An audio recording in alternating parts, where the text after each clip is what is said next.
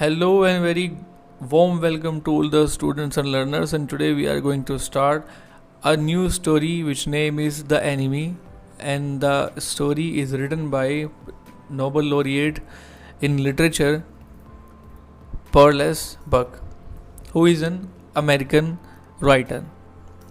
तो ये जो स्टोरी है एनिमी, ये मानवीय संवेदनाओं से भरी हुई स्टोरी है। काफ़ी बड़ी स्टोरी है ये द एनिमी, लेकिन रीडर को पढ़ने के लिए, सोचने के लिए ये स्टोरी बड़ा मजबूर कर देती है। एक्चुअल में इस कहानी के जो ताना बाना है वो वर्ल्ड वॉर के अराउंड बनाया गया है, वर्ल्ड वॉर के अकॉर्डिंग इसको लिखा गया है। ये बात है उस दौर की जब 1939 में हिटलर ने पोलैंड पर हमला किया और वर्ल्ड वॉर की शुरुआत हो गई। दुनिया एक्सिस और एलाइज दो तरह के गुटों में बटी हुई थी। एक्सिस कंट्रीज़ वो थी जो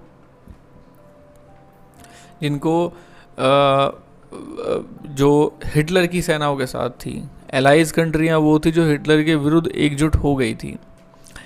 तो इस सारे अभियान में जो जापान था वो हिटलर की साइड था और जो अमेरिका था वो एलाइज कंट्रीज़ के साथ था। तो ये जो कहानी है अमेरिकन्स और जापान के लोगों के बीच की दुश्मनी की, वो किस तरीके से रिजॉल्व होती है, क्या इसका उद्देश्य है, क्या राइटर संदेश देना चाहती है, वो हम जानेंगे कहानी को पढ़ करके। कहानी का जो टाइटल है द एनिमी, एक्चुअल में एनिमी अगर हम एक जनरल सेंस में यदि हम एनिमी को लेते हैं तो इसका मतलब होता है कि someone who is against us या someone who is against we are, जो हमारे खिलाफ है, जिसके खिलाफ हम हैं, जिससे हमारी अनबन हो जाती है। जनरली उसको हम अपना एनिमी या उसके लिए एक शब्द इस्तेमाल ये कर दिया जाता है। लेकिन इस कहानी के अंदर जो एनिमी शब्द है ये एक्चुअल में जो एक दुश्मनी जो होती है उसको इंडिकेट करने के लिए नहीं किया गया है। इस कहानी का उद्देश्य जो वॉर की फ्यूटिलिटी है उसको शो करने के लिए। ह्यूमन बीइंग के अंदर जो मानवीय संवेदनाएं हैं, क्रिटिकल सिचुएशन चाहे कितनी भी हो जाए, लेकिन जो उसके अंदर की संवेदनाएं हैं वो कभी भी ह्यूमन बीइंग उसको छोड़ नहीं सकते। और वैसे भी जब युद्ध होता है तो युद्ध में जो सोल्जर्स होते हैं उनको एक दूसरे के नाम, उनको एक दूसरे से कोई दुश्मनी नहीं होती है, लेकिन just because of the politics they become enemy of each other. तो यहाँ भी सेम चीज़ को हाईलाइट करते हुए, सेम चीज़ को फ्रंट पर रखते हुए राइटर पर्ल एस बक ने इस चीज़ को एनिमी स्टोरी के थ्रू प्रेजेंट करने की कोशिश की है। तो चलिए कहानी को शुरू करते हैं। Dr. Sedo Hoki's house was built on the spot of the Japanese coast where as a little boy he had often played. The low, square stone house was set upon rocks well above a narrow beach that was outlined with bent pines. As a boy, Sedo had climbed the pines, supporting himself on his bare feet as he had seen men do in the South Seas when they climbed for coconuts. His father had taken him often to the islands of those seas, and never had he failed to say to the little brave boy at his side, "Those islands yonder, they are the stepping stones to the future for Japan." तो कहानी की शुरुआत होती है, जो हमारा पहला जो कैरेक्टर है उसका नाम है डॉक्टर सैदो होकी।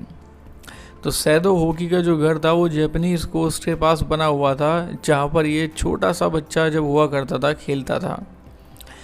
जो इसका घर था वो स्क्वायर स्टोन से बना हुआ था और मतलब घर की जो हाइट थी वो कम थी। घर एक स्टोरी बना हुआ था स्क्वायर स्टोन से और इसको रॉक्स के ऊपर सेट किया गया था, जो बीच था, मतलब जिस बीच पर ये, मतलब इनके घर के पास के सामने एक बीच था जो कि उसकी जो आउटलाइन थी वो पाइन के जो पेड़ थे उससे ढकी हुई थी। घर ज़्यादा ऊंचा नहीं था और रॉक्स पर इसका बहुत अच्छे तरीके से सेटअप किया गया था।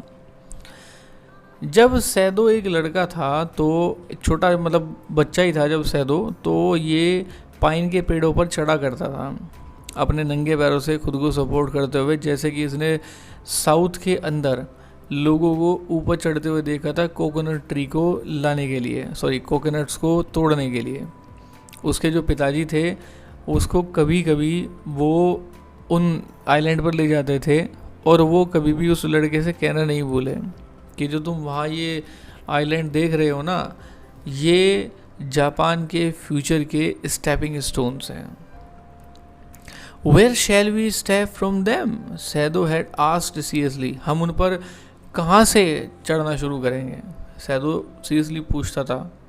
Who knows, his father had answered, who can limit our future, it depends on what we make it, कौन जानता है, उसके पिताजी जवाब देते थे, हमारे फ्यूचर को कौन लिमिट कर सकता है, ये हम लोगों के ऊपर डिपेंड करता है, जैसा हम इसको बनाते हैं ये वैसा ही बन जाता है। Sado had taken this into his mind as he did everything his father said. His father, who never joked or played with him, but who spent infinite pains upon him, who was his only son. Sado knew that his education was his father's chief concern.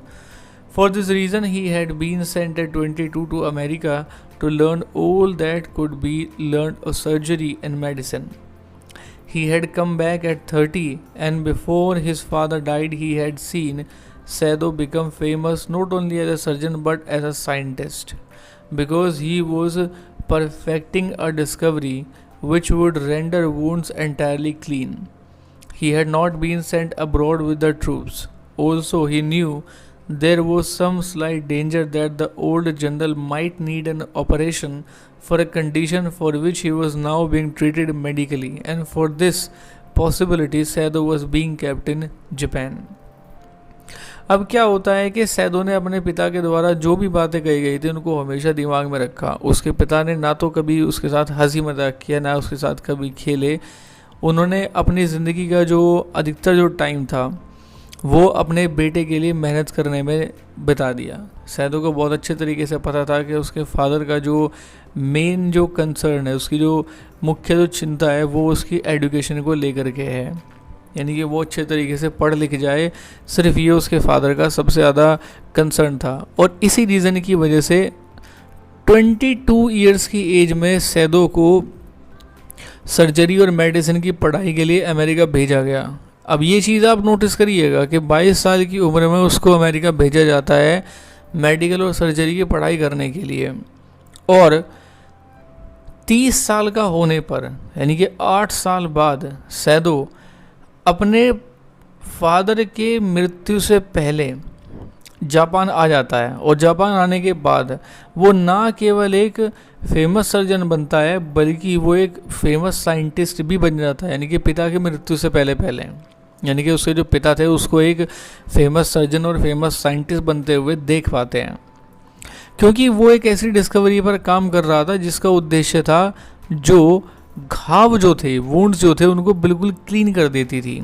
इसलिए उसको troops के साथ में abroad नहीं भेजा गया। मतलब कि जापान और अमेरिका युद्ध में बिजी थे, एक तरफ जापान था तो दूसरी तरफ अमेरिका था, तो दोनों देशों की जो टुकड़ियां थी वो युद्ध में भाग ले रही थी। उनके साथ में जो मेडिकल स्टाफ था उसको भी रवाना किया जाता था, लेकिन जो सैदो था फेमस सर्जन होने के बावजूद भी उसको सैनिक टुकड़े के साथ में वॉर फ्रंट पर नहीं भेजा गया, क्योंकि वो ये भी जानता था कि जो ओल्ड जनरल है उसके कुछ ऐसी बीमारी है जिसको ऑपरेशन से ठीक किया जा सकता है और उसकी कभी भी इमरजेंसी के अंदर ज़रूरत पड़ सकती है और उसको मेडिकल ट्रीटमेंट बहुत ज़रूरी है उस कंडीशन में। इसीलिए इन सब चीज़ों को सोचते हुए जो सैदो था उसको जापान में ही रखा गया था, यानी कि ओल्ड जनरल की मेडिकल कॉम्प्लिकेशन की वजह से सैदो को ट्रूप्स के साथ नहीं भेजा गया, उसको जापान में ही रखा गया। ये बात सैदो को बहुत अच्छे तरीके से पता थी।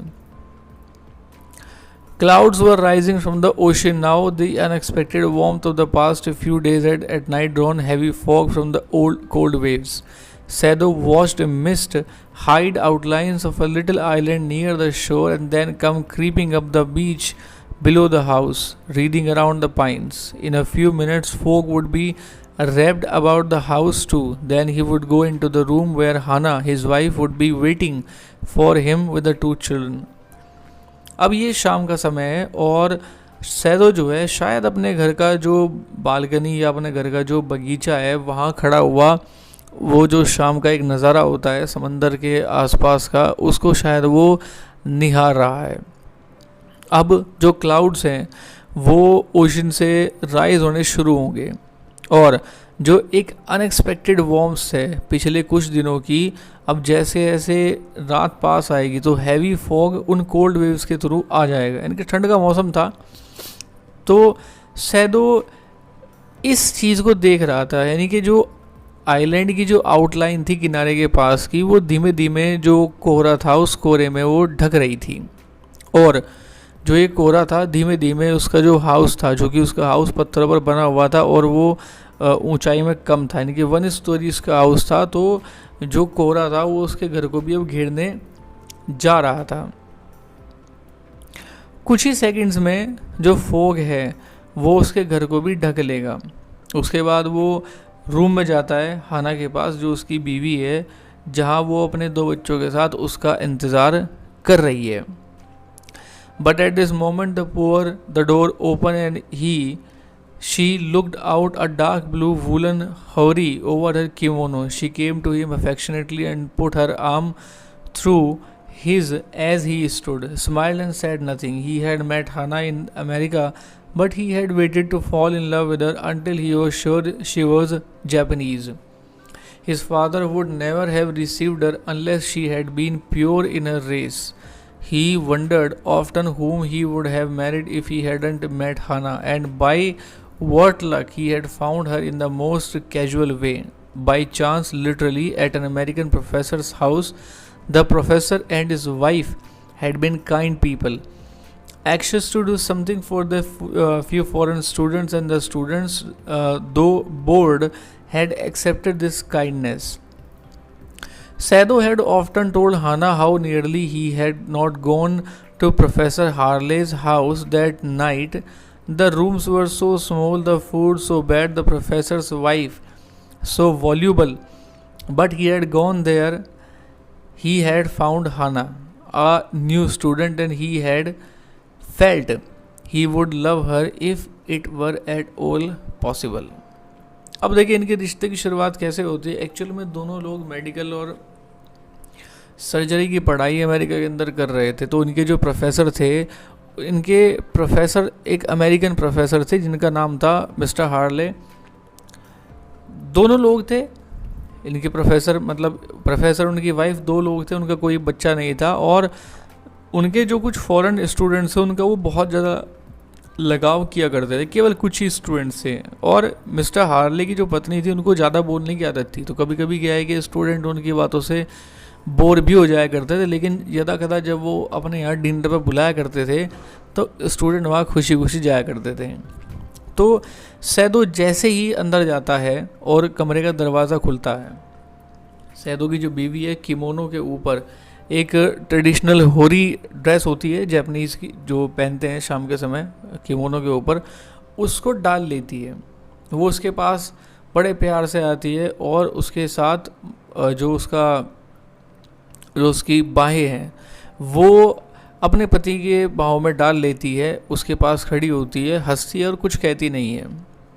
वो सोचता है, यानी कि सैदो अपने मन में सैदो इस बात को सोचता है कि अगर उसकी हाना से शादी अगर नहीं होती तो फिर वो किससे शादी करता, क्योंकि अमेरिका में जाने के बाद में हाना को वो पहली नज़र में ही पसंद करने लगा था। लेकिन उसने तब तक अपने प्यार का इजहार नहीं किया जब तक कि उसको ये पता ना चल गया कि वो प्योर जापानीज़ ही है, क्योंकि उसके पिताजी कभी भी रिश्ते के लिए हाँ नहीं भरते अगर जो हाना थी वो अपने जो जापानीज़ जो रेस थी उसमें अगर प्योर नहीं होती। तो इन लाइनों से आप समझ सकते हैं कि जो डॉक्टर सैदो है, सैदो की जो अपब्रिंगिंग है बड़े एक रिजिड और बड़े ही एक ऑर्थोडॉक्स फैमिली के अंदर हुई है, जहाँ पिताजी पुरानी मान्यताओं को बहुत ज़्यादा मानते थे और वही संस्कार जो आने वाली पोस्टेरिटी थी उसके अंदर डाल दिए गए थे। और यहाँ डॉक्टर सैदो के कैरेक्टर की एक चीज़ हमें और पता लगती है कि डॉक्टर सैदो अपने पिता से बहुत ज़्यादा प्यार करते थे, उनकी इच्छा का बहुत ज़्यादा सम्मान करते थे। इसीलिए उनको बहुत अच्छे तरीके से पता था कि हाना के रेस प्योरिटी के बारे में, जब तक श्योरिटी नहीं होगी तब तक उनके पिताजी से रिश्ते के लिए हाँ नहीं करेंगे। यहाँ रेस प्योरिटी का मतलब ये है कि हर एक देश के जो लोग हैं उनका अपना एक कल्चर, उनकी अपनी एक भाषा है। तो चूँकि ये लोग बहुत लंबे समय से अमेरिका के अंदर रह रहे थे, तो जापानीज़ कल्चर छोड़ करके उन्होंने अमेरिकन तौर तरीके, मतलब हाना ने अमेरिकन तौर तरीके तो नहीं अपना लिए थे, कहीं जापानीज़ कल्चर वो भूल तो नहीं गई थी या उसने उसको इग्नोर तो नहीं कर दिया था। ये सब चीज़ें कन्फर्म हो जाने के बाद सैदो ने उसके सामने शादी का प्रस्ताव रखा और वो मान गई। तो सैदो उसको बताता है कि अमेरिकन जो प्रोफेसर थे मिस्टर हार्ले, उनके घर पर जाने का उसका कोई उद्देश्य नहीं था। यानी कि जब फर्स्ट टाइम इन दोनों की मुलाकात हुई थी तो उस समय घर पर जाने का उसका कोई उद्देश्य नहीं था, सिर्फ वो गया खाना के लिए, क्योंकि खाना भी बड़ा बेकार था और जो उनकी बीवी थी उनको ज़्यादा बोलने की आदत थी, लेकिन उसके बावजूद भी केवल खाना के लिए वो वहाँ पर गया और उसकी उससे वहाँ मुलाकात हुई। So this was the initial introduction of the chapter the enemy, and we will come to know rest of the story in our next video. Till then, thank you very much.